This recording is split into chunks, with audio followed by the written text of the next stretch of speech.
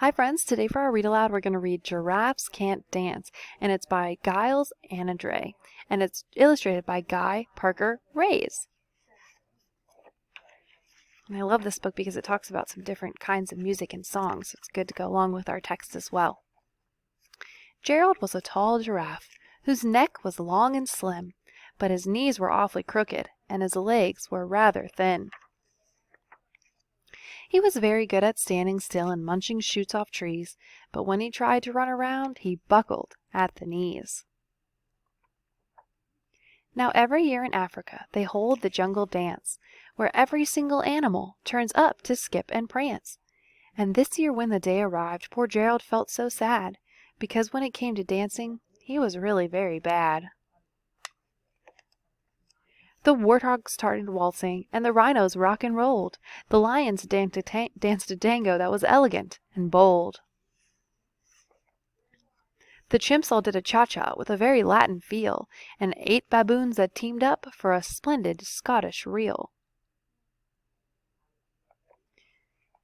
Gerald swallowed bravely as he walked toward the floor, but the lions saw him coming, and they soon began to roar. "Hey, look at clumsy Gerald," the animals all sneered. "Giraffes can't dance, you silly fool. Oh, Gerald, you're so weird." Poor Gerald. Gerald simply froze up. He was rooted to the spot. "They're right," he thought. "I'm useless. Oh, I feel like such a clot." So he crept off from the dance floor, and he started walking home. He'd never felt so sad before, so sad and so alone. Then he found a little clearing, and he looked up at the sky. "The moon can be so beautiful," he whispered with a sigh. "Excuse me," coughed a cricket, who'd seen Gerald earlier on, "but sometimes when you're different, you just need a different song.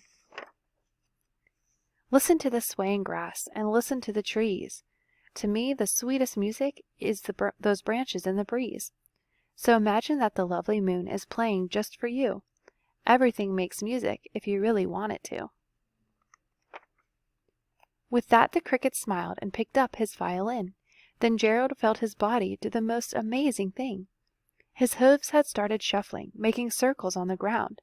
His neck was gently swaying, and his tail was swishing round. He threw his arms out sideways, and he swung them everywhere. Then he did a backward somersault and leapt up in the air.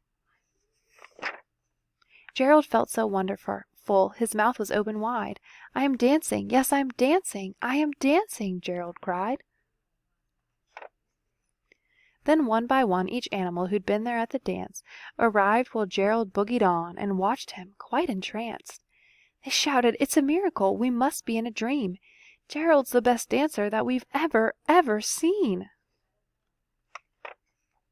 "How did you learn to dance like that? Please, Gerald, tell us how."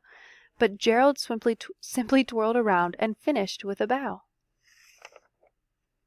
Then he raised his head and looked up at the moon and stars above.